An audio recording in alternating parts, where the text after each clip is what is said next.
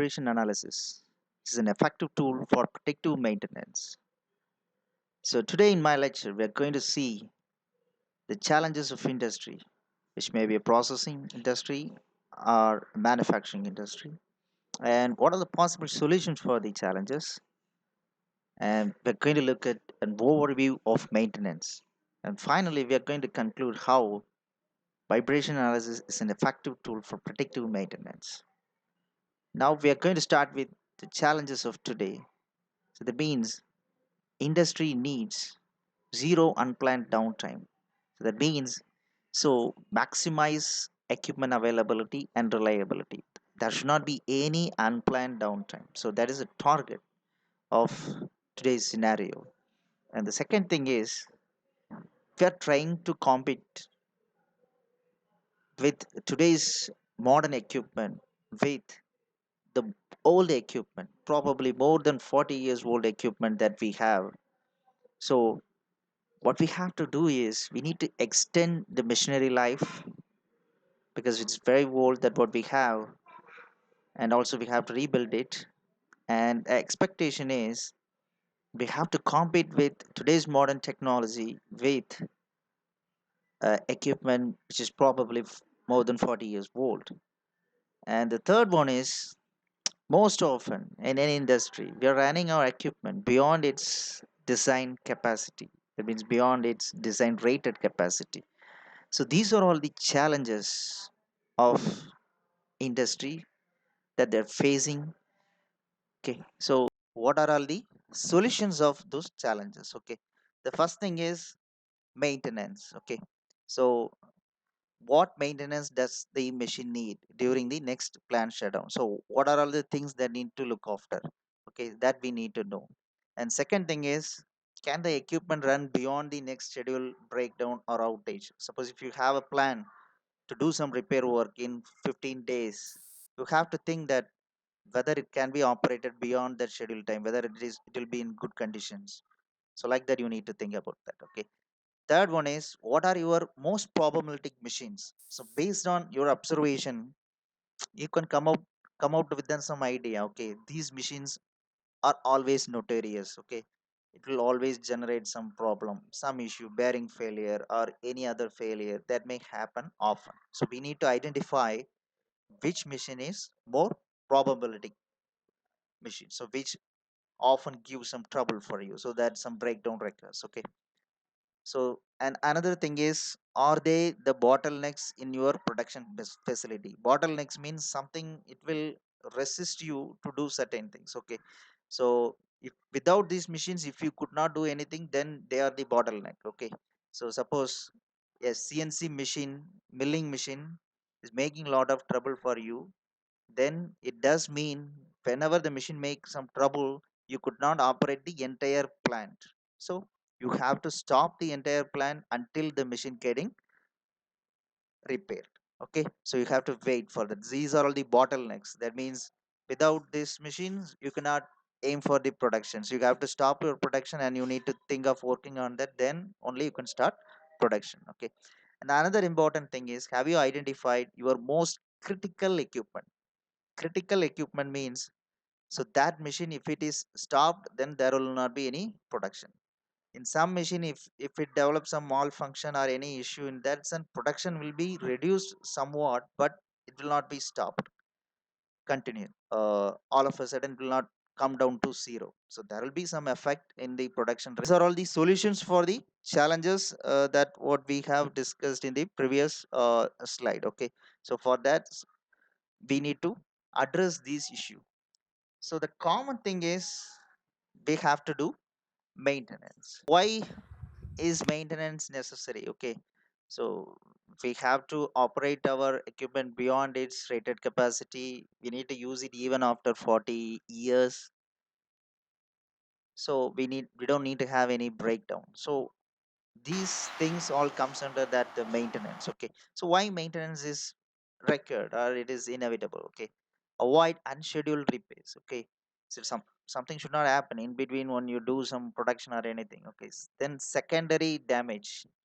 Secondary damage means So some parts, if they get damaged, suppose if bearing gets damaged, means not only it is going to affect the bearing, it's going to affect the another connecting element which is joined with that bearing. Okay, so it is going to create some secondary damage also. Okay, so not only that element, if it is not attended seriously, the particular element is going to damage, so it is going to influence the other element which are connected to that also. That is what secondary damage. And so if there is any breakdown, then that cost is somewhat very huge when compared to regular maintenance, because you need to do that when the production is not happen. Okay, the production has to be stopped, then only you can attend the breakdown. So it is going to uh, occur a lot of cost.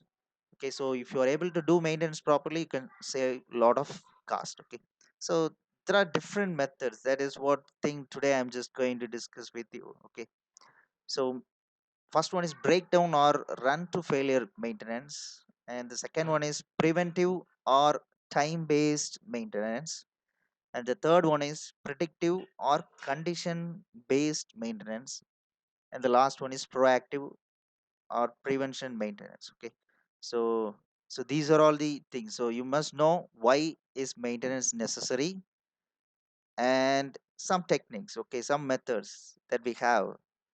So different maintenance techniques. One is breakdown, preventive, predictive, and proactive. So we are going to see one by one, and where we are going to fit our vibration analysis in the maintenance techniques. That is what the thing I'm just going to bring it to you. Okay, so here is a breakdown or run to failure maintenance. So in this case, you never look at the machine until the failure happens. Okay, so only the breakdown occurs, then you are scratching your head and you're just thinking about what you have to do. Okay, so in such case, so you're just looking the machine when the failure happen. Until failure happen, you're not going to do anything on that. Okay, so this, this is a common practice in industry. Most of the industries are coming under this breakdown maintenance, because they never look after the things until the failure happens. So here in the visual you can see the car, it just gets stranded in the middle.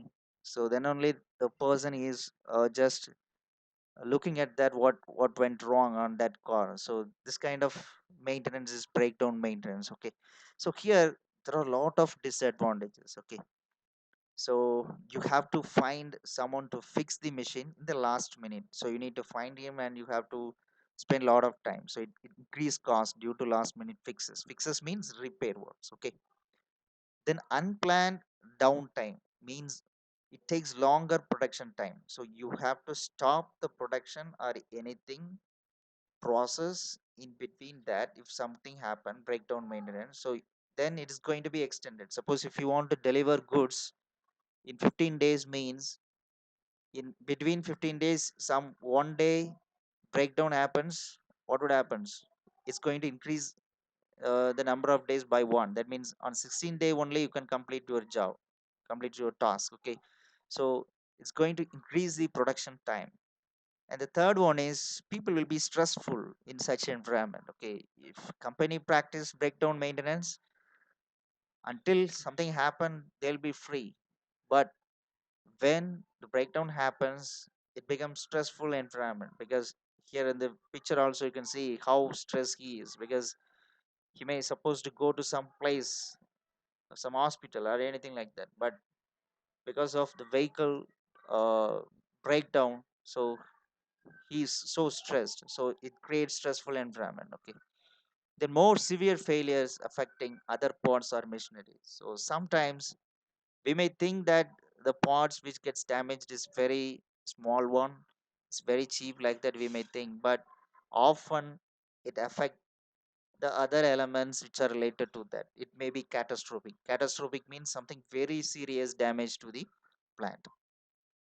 And another thing is, if you practice this technique, you need to have many more spare parts in your inventory means the stock. Okay, so you have to have a lot of spare parts in your hand, then only if something happen, uh, during breakdown, then you can just get access to that parts and you can just replace. Okay. And the last thing is, so it's a huge issue, that's because worker safety, because something, if something catastrophic things happens, is going to affect the people, those who are working there. Okay.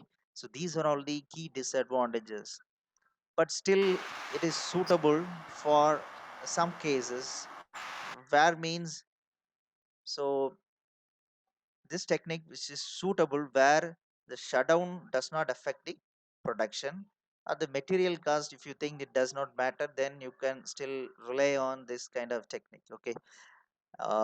Just 15 years back, I visited a spic industry.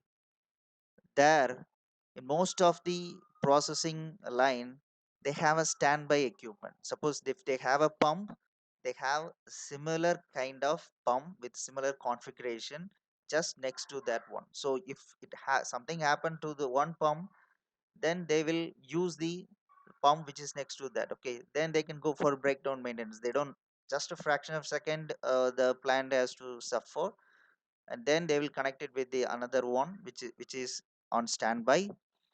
So they can continue that without spending a lot of time on that. So in such cases, if you have something on your hand as standby, then you can go for this breakdown maintenance. Okay.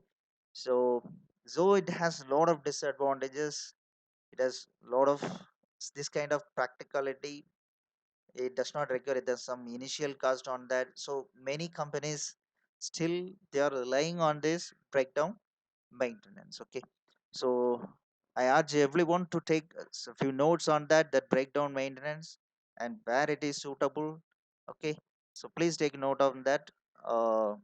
What is breakdown maintenance and what are all its disadvantages and suitability. Okay. So good thing is, you don't need to invest lot on that, because only you are going to spend money when breakdown maintenance. Until then, you are just going to do your routine work. Okay.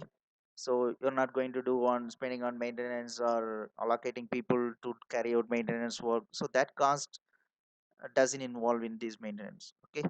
So that's the only advantage that it has. Okay. The second thing is, it is preventive or time based maintenance. Okay. So normally many of you own bike, I think so. You might own bike, car.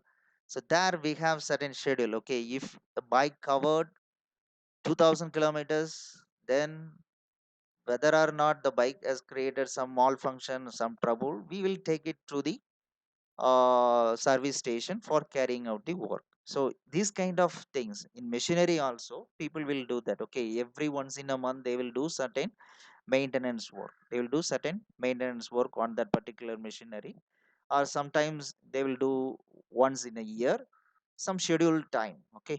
So here repair work is carried out before failure or the problem which actually occurred on the particular machinery.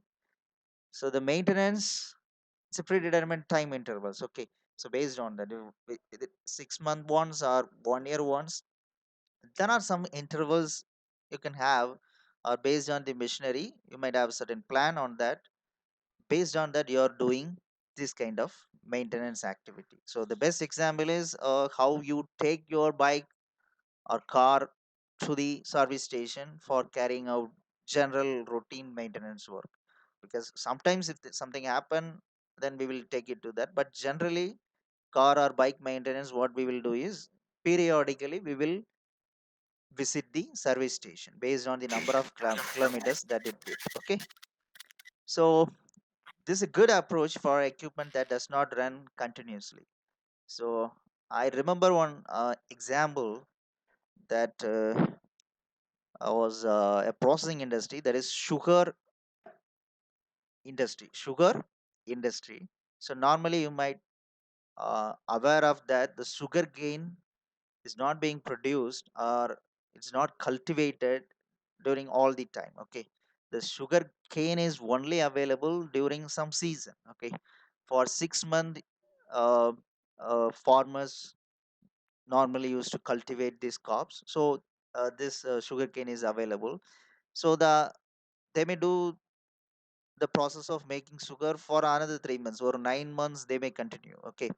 And another 3 months in a year, definitely they have to run.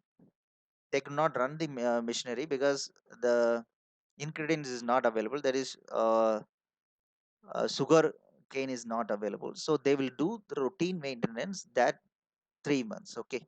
So what normally they will do in sugar factory is they will do all this stuff, that is maintenance of all the rotating parts, without that identifying that whether the machine has got some problem or not. They won't think that. They will do that routinely. So once in every year they'll be getting 3 months time, that is off season, that is sugar cane is not being cultivated during that time. So that 3 months the people will be free in industry, so they'll assign this job. So whether the machine has got some problem or not, they will do some maintenance work on that. So this kind of system used to follow this preventive or time based maintenance, because they have to shut down these 3 months, though on that time they will do the maintenance activity for all the machinery that they have. Okay. So here, what are the key disadvantage is, so maintenance task is too early sometimes. Okay. Sometimes the machine will be in good condition, but some parts supposed to get changed because the time interval may come. So because of the time interval, you used to change that. In automobile service also they will do that. Okay. Some spare parts or spark plug or like that, they used to change it in every say 2000 kilometer or 4000 kilometer, like that they used to change. But it may have certain life after that. Okay. So it may not be that bad to change it as quick as possible. It may have certain life. So sometimes maintenance may happen too early, or sometimes it may be too late also. Okay. So sometimes some failure might have happened before that maintenance took place also. That is also possible because you have certain time interval. Okay. So within 6 months, once in a 6 month only I will do maintenance. In between that I'm not going to see what is the condition of the equipment, that I'm not bothering about. So this is what that major disadvantage of this one. So the another thing, so as I discussed in the previous things, so perfectly good machines are sometimes over repaired. Okay. So it may have certain life, but though because I supposed to do um, maintenance these days, or once in a 6 year, once in 6 year, or once in 3 year, or like that, the time period is there. Because of that I'm doing. So but something may happen like that. Perfectly good machines also sometimes over repaid. Okay. So this technique is also mostly followed in a lot of industry, because they have certain time schedule for doing maintenance work. Based on that time schedule they used to do the maintenance work. So here people don't think or don't get an idea about whether the machine or the equipment or the parts in the equipment has got some life or anything like that. They never bother about that. Based on the interval. Okay. Based on the time interval they will do this routine maintenance work. So the third type of maintenance technique is, it is predictive or condition based maintenance. Okay. This is what the thing we are going to learn from this course. You are going to learn condition based maintenance technique. Okay. So here maintenance activity is only we are doing, only the failure is detected. Okay. If some functional failure is detected, then only you are doing some maintenance. Okay. Until then you don't do any maintenance work on the machinery. So just like that, some indication. So doctors use x-ray or some scans to identify some potential failure in the human being. Okay. They used to check heartbeat. Okay. So whether our heart is functioning up to the expected level. So like that, they have certain tools. Suppose if you take a doctor, they have a stethoscope, they have the facility to scan your entire body, to check whether our heart is functioning good or bad, like that. Some machineries that give some performance indication of our human being. Okay. So if lungs are not performing, they will do some corrective measures. So like that, so this maintenance is also similar to that of what doctor is functioning. Okay, so we have to look into the machine actually what is exactly the potential failure and how quick it may occur. So something like that, we can identify the condition of the machine.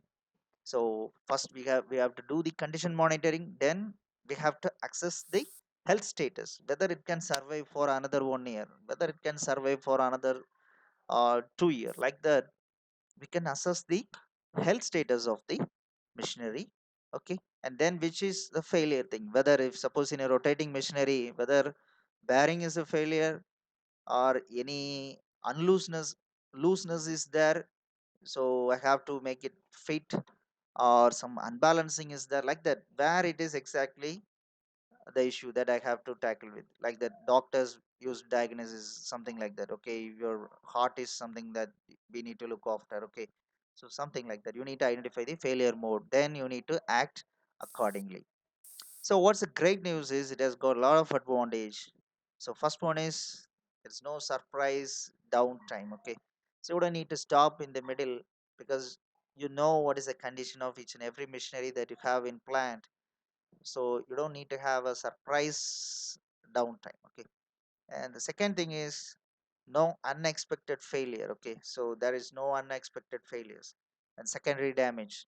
All maintenance, everything is planned, so it seems sounds good, huh? So it has got a lot of advantage. Then why don't all of the companies, they are just going for this kind of maintenance practice? That is what the thing that you may think. Okay, so you may think like that. Okay, it has got a lot of advantages, why it sounds great. So why many of the companies, they are going for not going for this kind of maintenance? So now I'm just giving you some sense about that what uh, challenges that you have if you want to have this kind of practice in your system. Okay, so the first one is, just like doctors has certain tools, so they need to have a scanning facility, they need to have a x-ray facility, they need to have a stethoscope, they need to have lot of equipment that to predict the condition of a human being. Similarly, if you want to test a machine to access its condition, we need to have a lot of equipments that measure some specific parameters. Say, for example, vibration, temperature, lubrication, like that. So many process parameters are there that can be monitored by special equipments. Okay, so just like that, I can say that the machine is vibrating a lot. Okay, it heats a lot, like that I cannot say. I need to have a vibration measuring instrument to say that exactly the machine has produced this much amplitude of vibration, so that some issue is there to the machine, like that I need to say. And then temperature, I need to have thermography camera. Okay, suppose if you are performing some tooling operation on that, if you have a camera, then you can capture the temperature distribution. Okay, lubrication, sometimes that may often happen. So in your bike chain also, you have to lubricate often. So so lubrication is also a key issue in a rotating machinery, that also needs some technique that to identify whether the lubrication is sufficient or not. So what is the issue in this technique is you need to have some facility to monitor the parameters. Okay, I need to know vibration, temperature, lubrication, like that. Lot of analysis is there, debris analysis, lot of analysis is there. That is what. Okay, so I need to have some special equipment and somebody who has got some idea on that particular equipment, that that person can only do that. Okay, some layman can not do this condition monitoring. Okay, because if doctor has to access, that means he has to do mbbs, or otherwise someone like any other common man cannot do that. Okay, so if somebody who has got specialization in heart surgery can only do that heart surgery, because like that, if you want to assess the condition of the machine, you need to have some trained person to carry out that exercise. Okay, are you clear? So we need to have special equipments, and as well as not only by having an equipment you cannot do any stuff, you need to have some specialized people to do this activity. Okay, So the good news is, if you don't have, then what you can think of is you can just go for outsourcing these things, because generally in software industry you might have heard about that. Okay, so if some particular thing they used to outsource it to someone else. Outsource means giving the job to someone else to do that work. Okay, so in a company, if I don't have these equipments or specialization to do this condition monitoring, what I can do is we can outsource this task to some knowledgeable person who can do this condition monitoring for me. Okay, so I can hire some people, or I can give some contract to someone else to do this condition monitoring in my plant in a particular time, that I can just ask them to come in to visit my factory, so I can do these things. Okay, so the challenges or the key issue in implementing this maintenance technique in industry. Okay, vibration is the thing that we are going to measure. So our study is, we are just going to uh, get a sense about how to use vibration, so that we can measure the condition of the machine, and we can access the health status, and we can identify where exactly the fault is, and then we are going to rectify that. Okay, so that's what the thing I'm just going to share with you today.